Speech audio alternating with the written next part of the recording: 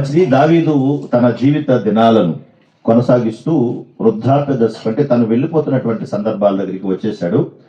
ఆ సందర్భం రాకముందే దావీదు బహువృద్ధుడైపోయాడు, ముసలివాడైపోయాడు. వృద్ధుడైన తర్వాత మునుపున్నటువంటి బలము కూడా ఉంటుందా?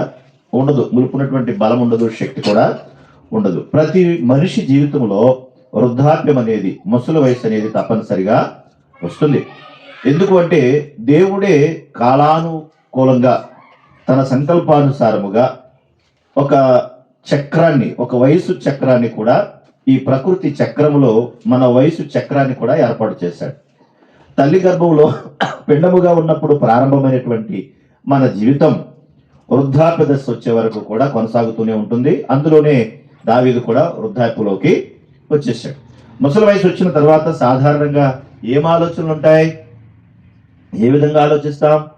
మునుపటిలాగా ఉండాలంటే అనుకున్నా కానీ, ఒకవేళ నీ ఒంటికి ఎంత మేకప్ వేసినా కానీ, నువ్వు ఎంత మోడర్న్ డ్రెస్ వేసుకున్నా కూడా కదా, కుర్రోళ్ళలాగో అమ్మాయిలాగో ఎంత తయారవుదామన్నా కానీ నీ ముసలి రూపు కొట్టొచ్చినట్టుగా కనిపిస్తూ ఉంటుంది కదా. దానికి ఎంత మేకప్ వేసినా కానీ ముడతలు పడిపోయిన శరీరం మీద అట్టపెట్టలాగా పాముకున్నా అట్టట్ల కింద ఊడిపోవడమే తప్ప నీ ముఖం మాత్రం యవ్వన కాలంలో దశకు రానే రాదు. వస్తుందంటారా? పోనీ మేము చేస్తామంటారా? ఈ కొంతమంది అయితే ముఖాన్ని చెక్కేసుకుని ఆపరేషన్ సర్జరీలు అంటారు, ప్లాస్టిక్ సర్జరీలు అంటారు, దాన్ని చేంజ్ చేసుకుని ముఖాన్ని చెక్కించేసుకుని వయసులో ఉన్న వాళ్ళలాగా అయిపోవాలని చాలా తపత్రయ పడతా ఉన్నారు. ముసలి పడుసమ్మలు అంటారు వీళ్ళని. కరెక్ట్ వర్డ్ అనమాట అది.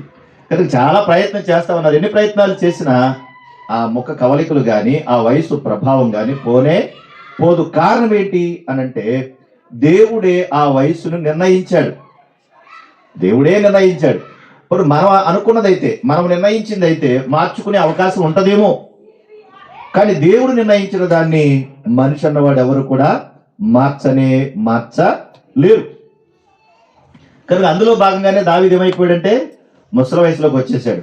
ఒకప్పుడు కుర్రోడుగా ఉన్నాడు.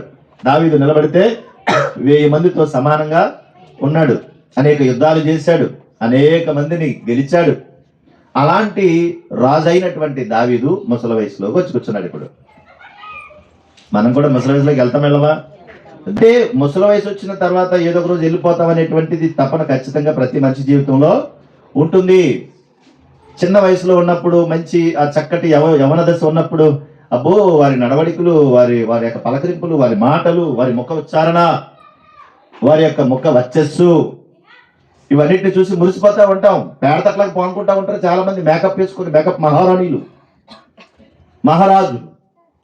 కానీ ఎంత మేకప్ వేసుకున్నా కానీ ఏమవుతుందంటే ఆ రూపు అట్లనే ఉంటది. ఉంటుందా? ఉండదా? ఖచ్చితంగా ఉంటది. ఇప్పుడు దావీదు ముసలుడైపోయాడు అంటే మనం కూడా ఏదో ఒక రోజు ముసలి వాళ్ళం అయిపోతాం. ముసలి వాళ్ళు అయిపోయిన తర్వాత వచ్చే ఆలోచనలు వేరు, వయసులో ఉన్నప్పుడు, యవన కాలంలో ఉన్నప్పుడు వచ్చే ఆలోచనలు వేరు, చిన్నపిల్ల మనసులో చిన్నపిల్ల వయసు ఉన్నప్పుడు వేరు. చిన్నపిల్లలు వారి యొక్క ఆలోచన విధానం వేరు, వయసు వచ్చిన తర్వాత వారి ఆలోచన విధానాలు వేరు.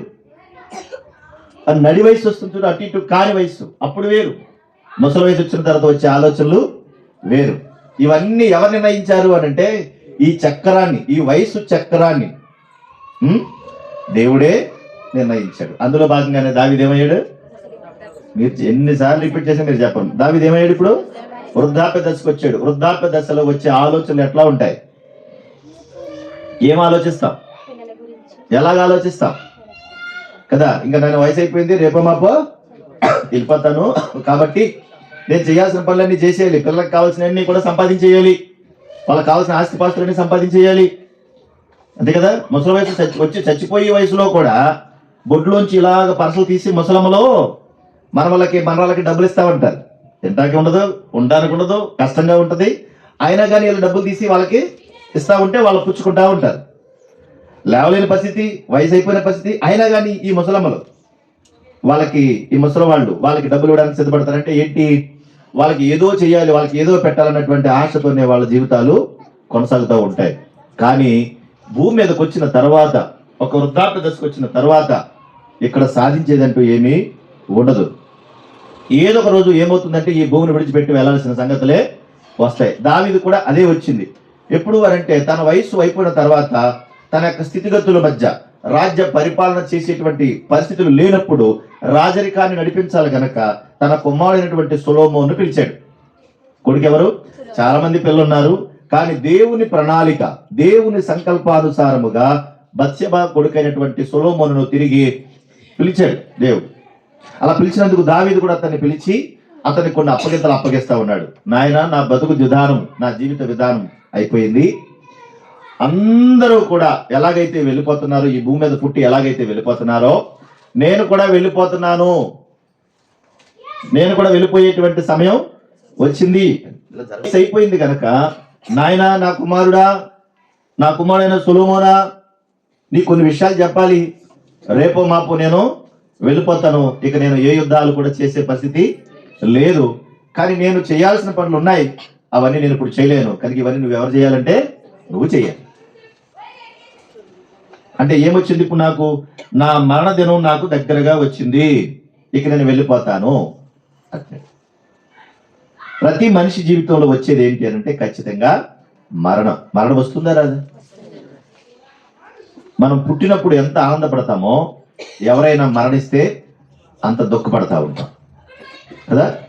మరణానికి జననానికి చాలా వ్యత్యాసం ఉంది. చాలా. పుట్టినప్పుడు అందరూ ఆనందిస్తారు, మరణించినప్పుడు అందరూ కూడా దుఃఖపడతారు, ఏడుస్తారు. అంటే దానికి దీనికి అసలు సంబంధమే ఉండదు. అంటే మన జీవితంలో మరణదినం అది వస్తుందా రాదా? వస్తుందా రాదా? కనుక మరణదినం ఆనందాన్ని కలిగిస్తుందా? మరణదినము ఆనందాన్ని కలిగిస్తుందా, సంతోషాన్ని కలిగిస్తుందా, లేదా దుఃఖాన్ని కలిగిస్తుందా? చెప్పండి. మరణదినములో మేము సంతోషంగా ఉన్న వాళ్ళు ఉండరు భూమి మీద. మరణం అంటేనే ఏడుపు, మరణం అంటేనే కష్టం, మరణం అంటేనే బాధ కదా. దాన్ని సంతోషంగా ఎవరు చెప్పరు. కానీ ఆనాటి భక్తులు మాత్రం ఇదిగో నా మరణదినం సమీపించింది, నేను వెళ్ళిపోయే సమయం దగ్గరికి పడింది అని వాళ్ళు ధైర్యంగా చెప్పగలిగారు. మనము కూడా అలాగా చెప్పగలిగే స్థితి రావాలంటే దాన్ని ఏ విధంగా స్వీకరించాలో అలా స్వీకరించాలి. దేవుడు కూడా ఒక మాట అంటాడు. ద్వితీయోపదేశకాండం 30:19 భాగంలో, ద్వితీయోపదేశకాండము 30:19 భాగం చదువుదాం త్వరగా. నేను జీవమును, నేడు జీవమును, మరణమును, ఆశీర్వాదమును, శాపమును, ఇదిగో జీవమును, మరణాన్ని, ఆశీర్వాదము, శాపాన్ని మీ ఎదుట నేను ఉంచి, ఇదిగో భూమి ఆకాశములు మీ మీద సాక్ష్యంగా పెడుతున్నాను. ఓ పక్క జీవం ఉంది, ఓ పక్కన మరణం ఉంది, ఓ పక్కన ఆశీర్వాదం ఉంది, ఓ పక్కన శాపం ఉంది. మీకు ఏది కావాలి అంటాడు. ఎవరు అడుగుతున్నారు ఈ ప్రశ్న అంటే దేవుడే అడుగుతున్నాడు ఇశ్రాయేలు ప్రజల్ని. మీరు చేసే పనులను బట్టి మీరు ఎలా ప్రవర్తిస్తున్నారు, మీరు ఏం చేస్తున్నారు, మీకు ఆశీర్వాదం కావాలా, శాపం కావాలా, మీకు మరణం కావాలా, మీకు జీవం కావాలా అని అడుగుతున్నాడు. అలాగైపోయింది. అర్థమవుతుందో తల్లులారా? మరణం ఏ సమయాన్నైనా సంభవించవచ్చు, ఏ సమయాన్నైనా సంభవించవచ్చు. మొన్న 4 రోజుల క్రితమే మన పక్క ఊరే, మనకు దగ్గర ఒక 2 కిలోమీటర్ల అవతల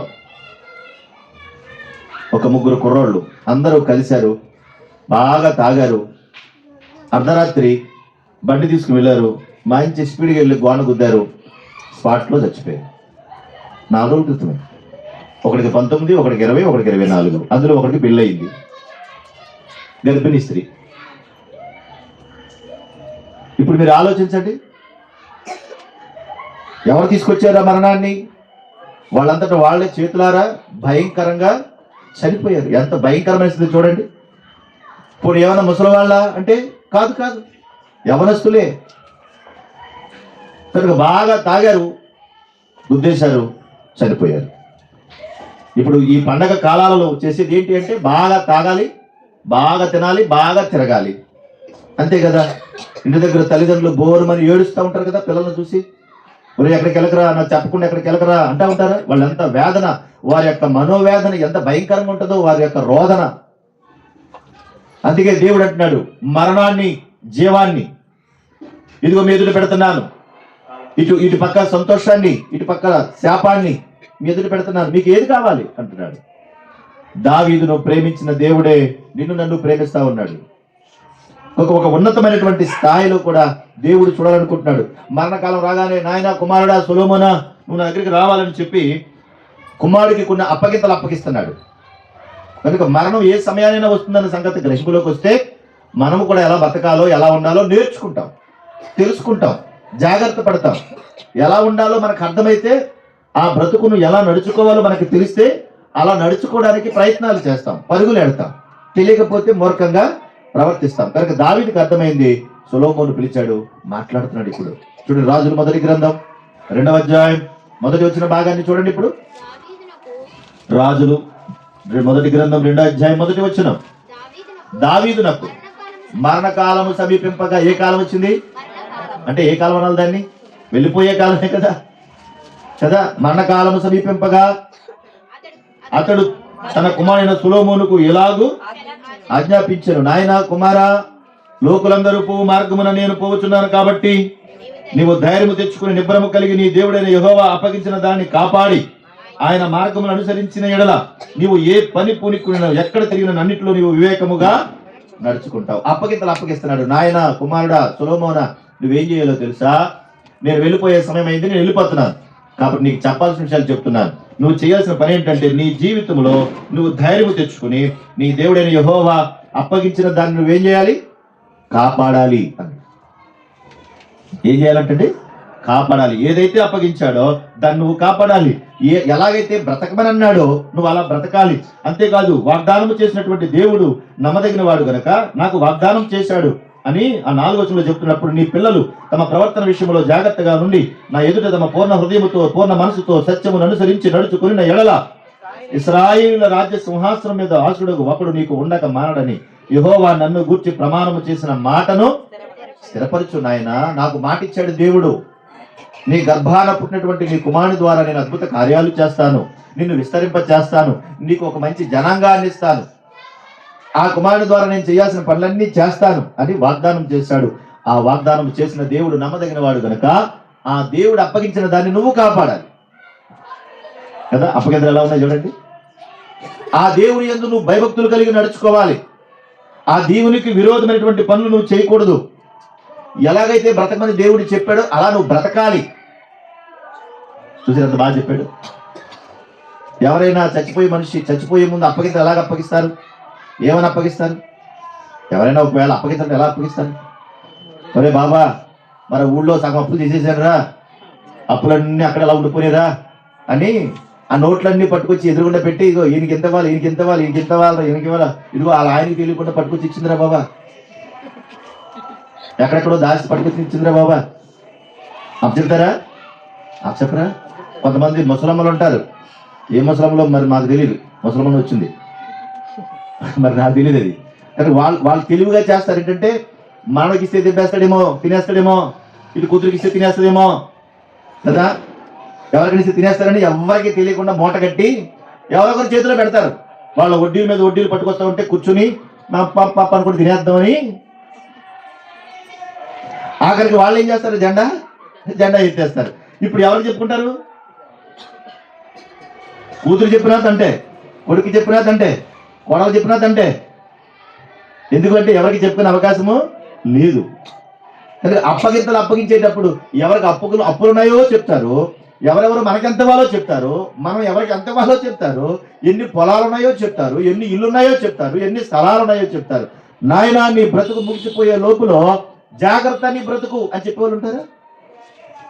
నువ్వు మంచిగా బ్రతకాలరా బాబు, ఇతరులకు నువ్వు హాని చేయకూడదు, ఇతరులను బాధ పెట్టకూడదు, నీ వల్ల ఎవరికి హాని కలగకూడదు, నష్టం కలగకూడదు, నీ జీవితంలో నువ్వు మంచే చెయ్యాలి, అలా బ్రతకాలరా బాబు నువ్వు అని ఎవరైనా చెప్తారా? చెప్పలేదు. ఎందుకంటే వీళ్ళు మంచిగా బతికితే వాళ్ళకి మంచిగా బతకాలని చెప్పగలుగుతారు. ఈ చనిపోయే వ్యక్తులే దుర్మార్గంగా బ్రతికితే అవతల వాళ్ళకి ఏం మంచి నేర్పగలుగుతారు? కనుక దావీదు అప్పగింతలు అప్పగిస్తున్నాడు. నీ దేవుని యెడల నువ్వు భయభక్తులు కలిగి ఉండాలి. ఆయన అప్పగించిన దాన్ని నువ్వు కాపాడాలి, ఆయనకు నచ్చినట్టుగా నువ్వు బ్రతకాలి అని చెప్పాడు.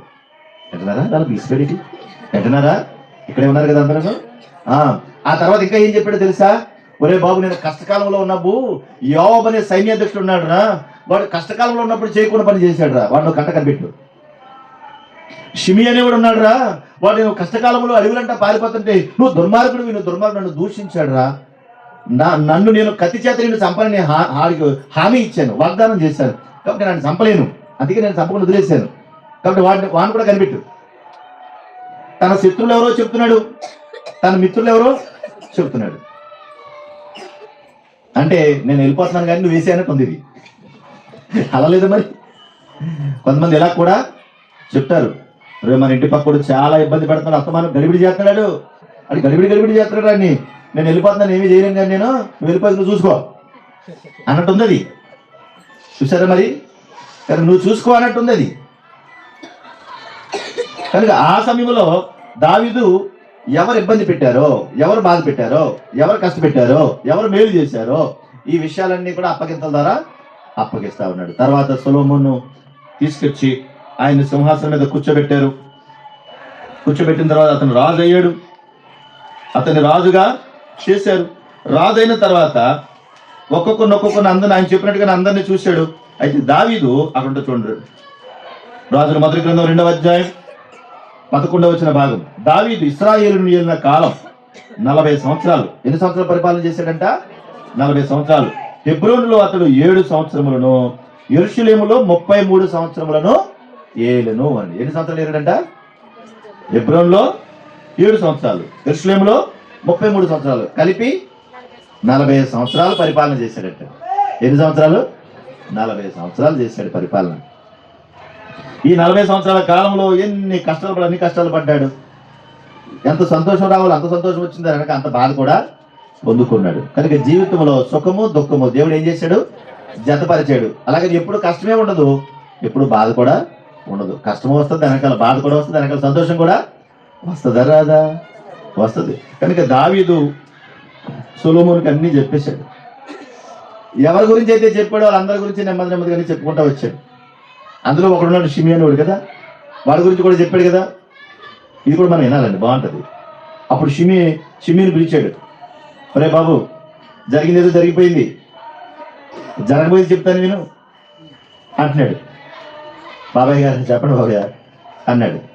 ఇలాంటి వాళ్ళు మన చుట్టూ ఉంటారు, ఇప్పుడు ఏంటి చెప్పండి బాబాయ్ అంటే, ఇదిగో జరిగింది ఏదో జరిగిపోయింది, నాకు చెప్పకుండా ఊరి పొలిమేర నువ్వు దాటొద్దు. ఏం చెప్పాడు? నాకు చెప్పకుండా ఊరి పొలిమేర దాటొద్దు. నువ్వు ఏ రోజైతే నువ్వు పొలిమేర దాటి వెళ్తావో ఆ రోజే నువ్వు చస్తావు. చూసారు, నాదంతా నేనేం పెట్టుకున్నా, దీనికి సాక్షివి నువ్వే, దీనికి న్యాయం కూడా నువ్వే. ఎందుకంటే నా అంతా నేనేమి చెయ్యను, నువ్వు ఇక్కడే ఉండాలి. పొలిమేర దాటేవా ఆ రోజే నువ్వు చస్తావు అని వార్నింగ్ ఇచ్చాడు. అలాగే బాబయ్య, మీరు చెప్పినట్టే నడుచుకుంటాను బాబయ్య, ఈ ఊరిని ఈ గ్రామాన్ని పొలిమేర దాటిని ఎక్కడికి వెళ్ళ బాబయ్య అన్నాడు. కొన్నాళ్ళు గడిచేటప్పటికి ఏం చేశాడు తెలుసండి? ఇతని దగ్గర ఉన్నటువంటి గొర్రెలు మేపేవాళ్ళు కొంతమంది ఉంటారు కదా, వాడు చెప్ప పెట్టకుండా ఊరుదులు పెట్టి వెళ్ళిపోయి అంటాడు. మన సిరి మీద వచ్చి తనకి వెళ్ళిపోతాడు. సిరి మీద వెళ్ళిపోడా, ఎక్కడ ఉన్నారా అంటే శ్రీకాకుళం ఉన్నాడు అంటాడు. అయ్యి బాబు నా సిరి మైందిరా బాబా అంటాడు. వదిలితే అంతే కదండి. సరే ఎన్ని తిప్పబడిపోతారు పమ్మల్లో అని చెప్పడం ఏమి చేయడు. లేదనుకోండి నా ధర్మం వస్తాయి కొన్ని. ఏంటంటే ఇది ఎలాగా మనకు గుర్తులేదు కాబట్టి అర్జెంట్గా మనం జ్వరం చేయాలి. జ్వరం వచ్చేటప్పుడు ఏం చేస్తాడు? ఇది జ్వరం తగ్గుతలేదని అంటాడు. ఎన్ని మంది చేసినా తగ్గలేదంటాడు. మరి ఇప్పుడు వాటర్ ఏం చేస్తాడు? ఎందుకు వచ్చిన కూడా వీడు తగ్గుతుందని శ్రీకాకుళం వెళ్ళిపోరా బాబా అని పంపించేస్తాడు. లేదనుకో అలాగైనా సరే నన్ను వదులుతుంది అన్నాడు అనుకోండి, ఫుల్గా మంది తీసి పడుకుంటాడు. వదులుతుంది కదంతేనా, ఫుల్గా మంది తాగేసి పడుకుంటాడు. అప్పుడు కూడా వాటర్ ఏం చేస్తాడు? ఒక నీకు దండం పెడతాను, నువ్వు తాగేదో శ్రీకాకుళం తాగేరా బాబా, ఇక్కడ మాత్రం వద్దు బాబా వెళ్ళిపోరా అంటాడు. వీడు గొర్రెలు తీసుకుని ఎక్కడికో వెళ్ళిపోయి ఇప్పుడు ఏం చేయాలి అర్థం కావట్లేదు. రాజు ఏం చెప్పాడు? పొలిమేర దాటేవా ఈ సంగతి అయిపోద్ది. ఇప్పుడు ఏం చేయాలో తెలియదు అనుకుని ఏం చేయడంటే, ఒక రోజు చెప్ప పెట్టకుండా ఎవరికి తెలియదు అనుకుని జాగ్రత్తగా ఊరిల్లి అని పట్టుకుని వాడి సంగతి తెలుసుకుని మళ్ళీ జాగ్రత్తగా ఊళ్ళోకి వచ్చేసి జాగ్రత్తగా ఇంట్లో దొరిసి. రాజు ఏంటి ఎలా ఉంటుంది? వాళ్ళకి ఎప్పుడు వాళ్ళ నిఘా వాళ్ళకు ఉంటుంది, వాళ్ళ నిఘా ఎప్పుడు కూడా ఉంటుంది. అప్పుడు రాజుకు సంబంధించిన వాళ్ళు చెప్పారు, అయ్యా మీరు చెప్పారు కదా షిమి అన్నవాడిని, వాడు ఆల్రెడీ ఊరు దాటేసి వెళ్ళిపోయాడు, పని చూసుకుని మళ్ళీ వచ్చేసాడు అయ్యా. అవునా? తీసుకొచ్చాను. ఎవరా ఎక్కడికి వెళ్ళేవారు? వెళ్ళొచ్చాడు బాబయ్య. తప్పు అయిపోయింది బాబయ్య. తప్పు లేదు ఒప్పు లేదు, ఇక నీకేం చెప్పాను? వెళితే నువ్వు అయిపోతావని చెప్పాను, కాబట్టి నీ పని అయిపోయింది. సైన్యాన్ని పిలిచాడు, అందులో ఒకరిని పిలిచాడు, వేసారని అన్నాడు. నువ్వు చంపేస్తావు. అంటే ఇలాంటి వాళ్ళు కూడా ఉంటారని చెప్తున్నాను. సొలొమోను దేవుడు జ్ఞాపకం చేసుకున్నాడు. సొలొమోను ఆ రోజున దైవ చిత్తానుసారముగా ఒక చక్కటి జ్ఞానాన్ని దేవుడు ఇచ్చాడు. చూడండి, రాజుల మొదటి గ్రంథం 4వ అధ్యాయం రాజుల మొదటి గ్రంథం 4వ అధ్యాయం 29 వచ్చిన భాగం. దేవుడు జ్ఞానమును బుద్ధిని వర్ణింప సఖ్యము కాని వివేచన గల మనస్సును సొలొమోనుకు దయచేసెను గనుక సొలొమోనుకు కలిగిన జ్ఞానము తూర్పు దేశస్థుల జ్ఞానము కంటే ఐగుప్తీయుల జ్ఞానము కంటేను అధికమై ఉండెను. చూసారు ఎంత జ్ఞానం ఇచ్చాడంట. 32వ వచనంలో అతడు 3000 సామెతలను 1005 కీర్తనలను రచించాను. ఏం చేశాడు? 3000 సామెతలు 1005 కీర్తనలు రాశాడు. మొత్తం తన జీవితంలో తన జీవితాన్ని ఎలాగైతే అనుభవించాలో, ఎలాగైతే బ్రతికించుకోవాలో, ఎలాగైతే జీవించాలనుకున్నాడో ఏది కూడా ఆటంకపరచకుండా అలా జీవించాడు. ఏది కూడా ఆటంకపరచ అలా జీవించాడు. అన్ని జీవించిన తర్వాత తేలిన ఫలితార్థం ఇదే. అన్ని తెలుసుకున్న తర్వాత, అన్ని అర్థమైన తర్వాత తేలిన ఫలితార్థం ఇదే. ఏమిటి అంటే ప్రసంగి గ్రంథం 1వ అధ్యాయం 1 చదవండి. ప్రసంగి గ్రంథం 1:1 చదవండి తొందరగా. అన్ని అనుభవించిన తర్వాత అతనికి అర్థమైంది చెబుతున్నాడు. అప్పుడు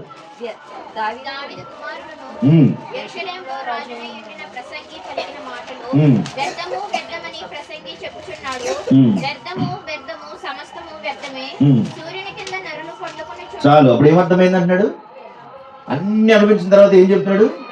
వ్యర్థము వ్యర్థము సమస్తమును వ్యర్థమే అంటున్నాడు. అంటే ఈ భూమి మీద బ్రతికినంత కాలంలో ఏం చేసినా ఏం జరిగిద్ది? ఏమవుద్ది? వ్యర్థమే. అయ్యో, ఏం చేసినా వ్యర్థమే. నీకు ఎన్ని మేడలున్నా వ్యర్థమే. రంగురంగుల వస్త్రాలు వేసుకుని రంగుల ప్రపంచంలో చక్కగా బ్రతకాలనుకున్నావు, చూసినా కూడా అది వ్యర్థమే. అంటే ఈ భూమి మీద బ్రతికినంత కాలంలో మనం ఎలా బ్రతకాలంటే వ్యర్థమైనటువంటి ఈ లోకములో మనం బ్రతుకుతున్నాం. ఇక్కడ శాశ్వతమైనది ఏది కూడా లేదు అని బ్రతకాలి. అలా బ్రతకాలి. అందుకని అపోస్తలుడు పౌలు గారు ఏమన్నాడు? సమస్తమును పెంటతో సమానముగా ఎంచుచున్నారు. ఎందుకు ఎంచాడు అలాగా అంటే ఇక్కడంతా కూడా వ్యర్థమైనటువంటి జీవితమే ఉంది కనుక ఈ వ్యర్థమైనటువంటి జీవితంలో దాన్ని మేలుకరంగా నువ్వు మలుచుకోవాలి. అందుకే నీ జీవితంలో చేయాల్సిన పనులు ఏంటంటే దేవుడిచ్చినటువంటి ఆయుష్ కాలంలో దేవునికి తగినట్టుగా బ్రతకాలి. యేసుక్రీస్తు వారు అందుకే ఏం చెప్పాడు?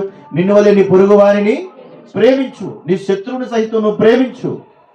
ఆయన మంచివారి మీద చెడ్డవారి మీద కూడా వర్షాన్ని కురిపిస్తున్నాడు, ఒకేలాగా ఆయన ప్రేమిస్తున్నాడు. ఈ దేవుడు పక్షపాతం లేని దేవుడు.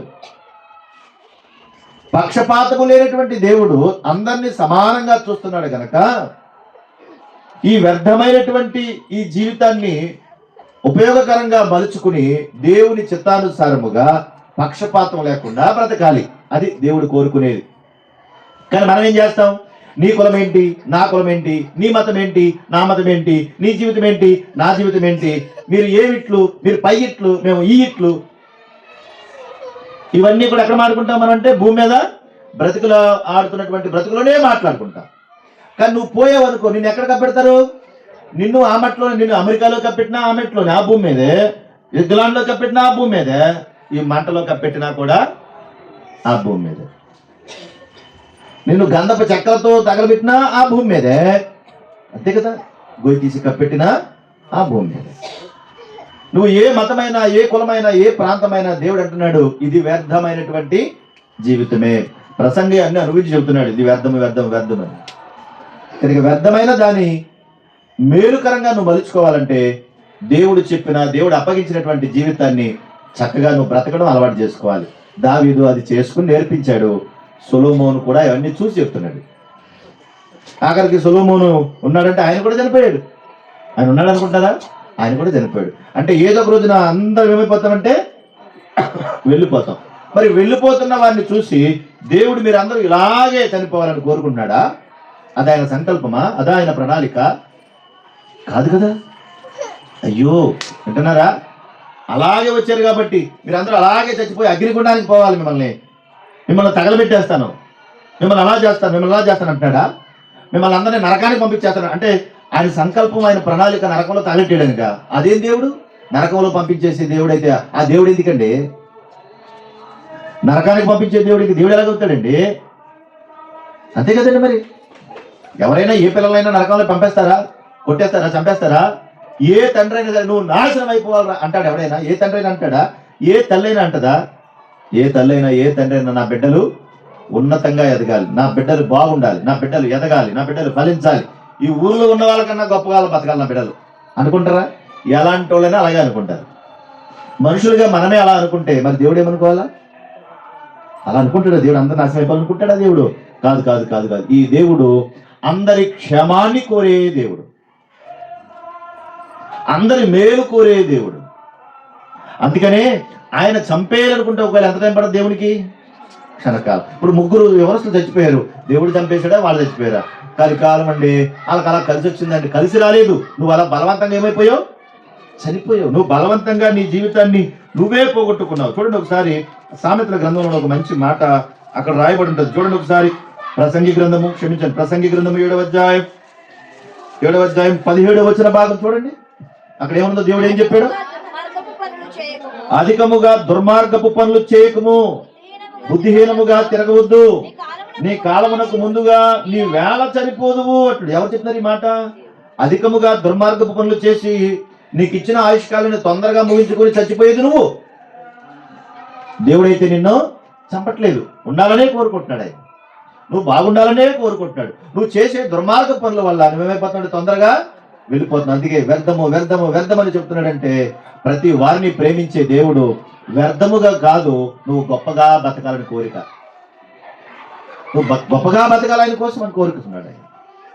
అందుకని అందరి మనసులో ఉన్నటువంటి దేవుడు ఏమంటాడంటే, ఆయన సంకల్పం ఏంటంటే, చూడండి ఒకసారి 90వ కీర్తన మొదటి చరణం చూడండి.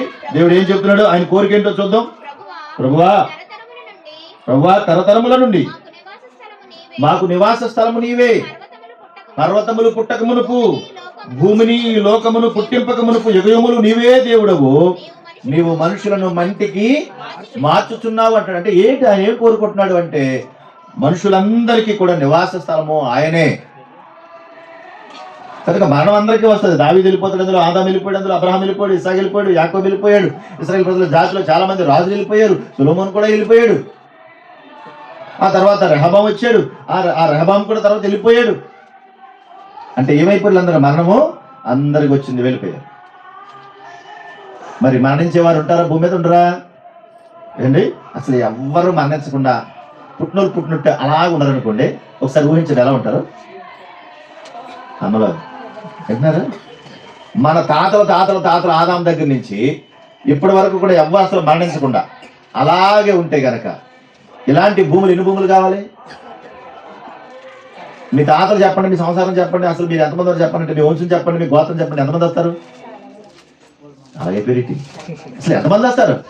అసలు వాళ్ళందరూ ఇలాగే ఉంటే ఎలా ఉంటాం కదా? ఎన్ని కప్పలు చచ్చిపోయి ఉంటాయి, చచ్చిపోయిన కప్పలు. ఆ కప్పలన్నీ అలాగే బతుకుంటే ఎలా ఉంటాం? ఇప్పుడు చాలా మంది చాలా సేవలు చంపేశారు, ఇక్కడ చాలా సేవలు చంపేశారు. ఇప్పుడు ఆ సేవల పుట్ట ఒకేసారి పుట్ట అలా లేచి ఇంకా మనం చంపేకొద్దు ఎక్కువ పుట్టేస్తాయి అనుకోండి, ఎలా ఉంటాం చెప్పండి? వీధి కుక్కలన్నీ కూడా ఒకేసారి ఎక్కువ పెరిగిపోతే ఏమంటున్నావు? ఎక్కడ చూసినా కుక్కలే కుక్కలే కుక్కలు చంపేయండి ఒకరు అంటారు. కుక్కలంటే మాకు ప్రేమ, I love you my dog అంటారు వాళ్ళు. కుక్కలు చంపితే కేసేడతాం అంటారు వాళ్ళు. కుక్కలు ఒకేసారి విజృంభించేటప్పటికి ఎంత ప్రమాదం జరిగింది చూడండి. ఇప్పుడు ఆ ఢిల్లీలో కూడా విపరీతంగా కుక్కలు పెరిగిపోయినాయి. అందుకే సుప్రీంకోర్టు మాట్లాడింది కుక్కల గురించి. మీరు ఏదైనా చేయండి రా వాటికి, ఎందుకు రా వీధిలో చంపేస్తారు, చిన్న చిన్న పిల్లలన్నింటినీ తినేస్తున్నాయి. ఇలాంటి పిల్లలందరినీ కోసి తినేస్తున్నాయి, మొత్తం కనబడితే తినేస్తాయి పిల్లలు. అంటే చూడండి, ఒకేసారి విజృంభించి అన్ని రకాలుగా అన్ని పెరిగిపోతే అసలు ఈ ప్రకృతి అంతా అల్లకల్లోలం అయిపోద్ది. అర్థం చేసుకుంటున్నారా? అల్లకల్లోలం అయిపోద్ది. అందుకే దేవుడు ప్రతి దానికి కూడా ఒక చక్రాన్ని ఏర్పాటు చేశాడు. అది ఒక ప్రాసెస్, అది ఆ పద్ధతి ప్రకారంగా వెళ్ళాలి. అవన్నీ కూడా మనుషులు కూడా అంతే, వారి జీవితాలు ముగించుకునే సమయానికి వాళ్ళు ముగించుకోవాలి. నరులారా తిరిగి రండని ఆయన సెలవిచ్చుచున్నాడంటే ఆహ్వానం పలుకుతా ఉన్నాడు ఆయన. ఆయన ప్రణాళిక నువ్వు సరైనటువంటి జీవితాన్ని కలిగి భూమి మీద బ్రతకాలి, వ్యర్థముగా కాదు. ఆనాడు దావీదును ప్రేమించిన దేవుడు నిన్ను ప్రేమిస్తున్నాడు, సొలొమోనును ప్రేమించినప్పుడు నిన్ను కూడా ప్రేమిస్తున్నాడు, నన్ను ప్రేమిస్తున్నాడు. నువ్వు వ్యర్థంగా బ్రతకూడదు, దైవిక నియమాలతో నువ్వు బ్రతకాలనేది ఆయన కోరిక. కానీ ఎంతమందికి తెలుసులాగా నేను ఏదో ఒక రోజు భూమి మీద చనిపోతాననే సంగతి ఎంతమంది తెలుసు చెప్పండి? తెలుసా మీకు? ఎంతమంది తెలుసు? ఎవరన్నా సరే నేను రేపు పొద్దున్న చచ్చిపోతానని ఎవరైనా చెప్తారా? నిన్న మనం చూసాను పేపర్లో ఒక ఆయన, నేను ఏదో రోజు వెళ్ళిపోతాను కదా, మళ్ళీ మా వాళ్ళు సరిగా సమాధి కడతారో కట్టరో అని. ఆయన భార్య చనిపోయింది, ఆ భార్య సమాధి పక్కనే ఈయన ఒక మంచి సమాధి కట్టుకున్నాడు. కొన్ని లక్షల రూపాయలు పెట్టుకుని మంచి సమాధి కట్టించుకున్నాడు అక్కడ. అంటే ఆయన ఉద్దేశం ఏంటి? నా భార్య వెళ్ళిపోయింది, నేను కూడా ఏదో ఒక రోజు వెళ్ళిపోతాను కాబట్టి అని ముందుగానే ఈ బతుకుండగా పీక్కు తింటారు వీళ్ళందరూ. ఆస్తుల కోసం కొట్లాడుకుంటారు పిల్లలు. ఈరోజు కోపాలు వచ్చేస్తున్నాయి వాళ్ళకి అలాగంటే. బతుకుండగా పడుచుకుంటారు వీళ్ళు. ఆస్తులు కావాలి, మనుషులకు ఆస్తులు కావాలి, వారి యొక్క వాటాలు కావాలి, వారికి ఉన్న బంగారం కావాలి, వారికి ఉన్న వెండి కావాలి, కానీ ఏమి వాళ్ళకి వద్దు. అందుకనే బతుకుండగానే సమాధి కట్టించుకున్నాడు. అంటే ఏంటి? ఏదో ఒక రోజు నేను ఏమైపోతాను, ఖచ్చితంగా ఈ భూమిని విడిచిపెట్టి వెళ్ళిపోతాను. అందుకే కొత్త సంవత్సరం వచ్చే లోపల ఎంతమంది వెళ్ళిపోతారు అసలు చూడండి. ఇప్పుడు ప్రతి న్యూస్లో వచ్చేది ఏంటో తెలుసా? ఇదిగో ఎంతమంది చనిపోయారు అని ఈ తెలుగు రాష్ట్రాల్లో ఇన్ని కోట్ల రూపాయలు తాగేశారు. ఇది న్యూస్. ఇన్ని కోట్ల రూపాయలు తాగేశారంట న్యూస్ అని చెప్తారు. కనుక జీవితాలు బాగు చేసుకోవడానికి ఉన్నాయా అంటే, వ్యర్థమైన జీవితాన్ని సర్వనాశనం చేయడానికి కావాల్సినవన్నీ ఉన్నాయి, కానీ జీవితాలను బాగు చేసేవేవి? నువ్వు మంచి మాట చెప్పవు, చెప్పేవారిని చెప్పవు. చెప్తే కులం అంటావు, మతం అంటావు, ప్రాంతం అంటావు, వర్గం అంటావు. నువ్వేమైనా మంచి మార్గాన్ని చూపిస్తావు అంటే నువ్వే యుద్ధానికి పుసుకొలుపుతూ ఉన్నావు, ఉరుకొలుపుతూ ఉన్నావు. దీనివల్ల అంతా నష్టమే జరుగుతుంది. మానవ జాతి అంతా నాశనం అయిపోతుంది. భూమి మీద ఉన్నటువంటి ప్రజలందరూ కూడా దేవునికి తగిన వారిగా బ్రతకాలి. అది ఆయన ప్రణాళిక. అందుకే యేసుక్రీస్తు ప్రభువారు ఈ భూమి మీదకి రావడానికి గల కారణం అదే. చూడండి మాట, ఒక మంచి మాట ముగించేస్తాను, టైం అయిపోయింది మనకి. చెప్పొద్దున ఆదివారం కదా మళ్ళా మనకి. ఆయన ఏం చెప్పాలనుకుంటున్నాడు? లోకాసు వార్త 19వ అధ్యాయం 9వ వచన భాగం చూడండి. 9-10. లోకాసు వార్త 19వ అధ్యాయం 9-10 వచ్చిన భాగాలు. అందుకు యేసు, ఇతడును అబ్రహాము కుమారుడే, ఎందుకనగా నేడు ఈ ఇంటికి రక్షణ వచ్చి ఉన్నది, నశించిన దానిని వెదకి రక్షించుటకు మనుష్య కుమారుడు వచ్చినని అతనితో చెప్పారు. అందుకే యేసుక్రీస్తు వారు ఏమంటాడంటే, ఆయన అంటే నశించిన దానిని వెదకి రక్షించాలి. అది ఆయన ప్రణాళిక. నాశనం అయిపోతున్నటువంటి వారిని రక్షించుకోవాలి, వారిని కాపాడాలి, వారిని సరైనటువంటి మార్గంలోకి నడిపించాలి, వారికి మేలైనటువంటి మార్గాన్ని చూపించాలి. అది ఆయన ప్రణాళిక. చర్చి మీద ఉన్నటువంటి వాటి మీద కూడా రంగురంగుల లైటింగ్స్ ఉండవేమో, కానీ మందు షాపులు నిండా ఏముంటున్నాయి? 24 గంటల మందు షాపులు నిండా లైటింగ్ వెలుగుతా ఉన్నాయి. ఏంటంటే తాగు, నన్ను తాగు, నువ్వు చావు, తాగి నువ్వు చావు. నశించిపోతున్న వారిని దేవుడు ఏమంటున్నాడు?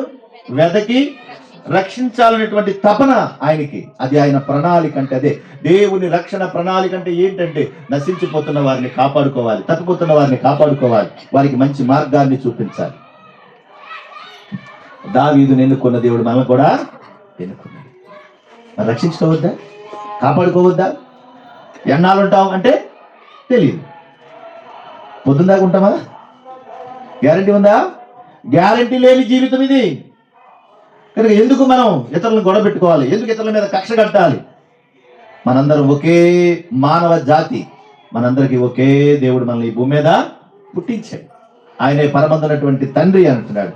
యేసుక్రీస్తు ప్రభువారు కూడా అందరిలా ప్రేమ కలిగిన వాడై మరణానికి ముందే, మరణించక ముందే ఒక మంచి జీవితాన్ని నువ్వు కలిగి ఉండాలి అని చెబుతూ యోహాను సువార్త 5వ అధ్యాయం 24 వచనం ముగిస్తాను, టైం అయింది మనకి. యోహాను సువార్త 5వ అధ్యాయం 24 వచనం. నా మాట విని నన్ను పంపిన వాని యందు విశ్వాసం ఉంచువాడు నిత్య జీవము గలవాడు అంటాడు. నా మాట వినండి, మీకు నిత్య జీవం కలుగుతుంది అన్నాడు. తండ్రి అయిన దేవుడు ఏం చెప్పాడు? ఇదిగో శాపమును మీ ముందు పెడుతున్నాను, మంచితనాన్ని మీ ముందు పెడుతున్నాను, మరణాన్ని మీ ముందు పెడుతున్నాను, దీవెన మీ ముందు పెడుతున్నాను. మీకు ఏది కావాలి? చాయిస్ ఎవర్స్. నువ్వే నిర్ణయించుకో. నీ నిర్ణయాన్ని నువ్వే తీసుకో. ఇదిగో ఇది మరణం, ఇదిగో ఇది మంచి జీవం, ఇది శాపం, ఇదిగో ఇది దీవెన. నువ్వు నిర్ణయం తీసుకో. నీ ఇష్టం. ఏది కావాలన్నా అది నీ ఇష్టమే, అంతే కదా. మంచి బట్టలు కట్టుకోవాలంటే నీ ఇష్టమే, మంచి ఇల్లు కట్టుకోవాలన్నా నీ ఇష్టమే. అసలు నీ ఇష్టాన్ని కాదనే హక్కు ఎవరికి లేదు, ఎవరికి లేదు. అందుకే దేవుడు అంటున్నాడు, నీకు జీవం కావాలా మరణం కావాలా? నీ ఇష్టం. నీ ఇష్టాన్ని కాదనే హక్కు ఎవరికి లేదు. నీకు శాపం కావాలా జీవం కావాలా? దీవెన కావాలా, నీ ఇష్టం. నా మాట విని నన్ను పంపిన వాని యందు విశ్వాసం ఉంచువాడు నిత్య జీవం గలవాడు, వాడు తీర్పులోనికి రాక మరణములో నుండి జీవములోనికి దాటి ఉన్నాడని చెప్పండి. ఎక్కడికి వచ్చేసాడంట? మరణములో నుండి జీవములోనికి. ఆయన సంకల్పం ఏంటో తెలుసా? ఆయన ప్రణాళిక ఏంటో తెలుసా? నువ్వు మరణములో నుండి జీవములోకి వచ్చేయాలి. Praise the Lord. నువ్వు జీవములోకి వచ్చేయాలి. అది ఆయన ప్రణాళిక. నువ్వు నాశనం అయిపో, నువ్వు నరకానికి వెళ్ళిపో, నువ్వు అగ్నిగుండానికి కాదు కాదు కాదు కాదు కాదు కాదు నువ్వు జీవంలోకి దాటిపోవాలి. అది ఆయన ప్రణాళిక. నువ్వు జీవంలోకి దాటిపోవాలి.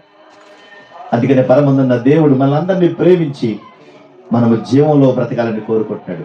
వ్యర్థమైనటువంటి జీవితాన్ని, వ్యర్థమైనటువంటి లోకంలో వ్యర్థంగా బ్రతికితే అర్ధాంతరంగా బుక్ అయిపోతాం. అందుకే నిర్ణయం నీది, నువ్వు తీసుకో. నేను చెప్పడానికి నేనెవరో? దేవుడు చాయిస్ నీకు ఇస్తా ఉన్నాడు. నువ్వు మార్గంలో జీవంలోకి వస్తే ఈ భయంకరమైన మరణంలో నుండి జీవంలోకి వెళ్తావు. ఒక ఉన్నతమైనటువంటి లోకం సంపాదించుకుంటావు. అదే క్రిస్మస్ అంటే. కాబట్టి ఈ ఆనందం మరి నీకు కావాలా? నీకు వద్దా? ఆయన ప్రణాళికలో, ఆయన సంకల్పంలో భూమి మీద పుట్టావు. నిన్ను అడిగి దేవుడిని నీవు భూమి మీద పుట్టించాడా? నిన్ను అడిగి పుట్టించలేదు.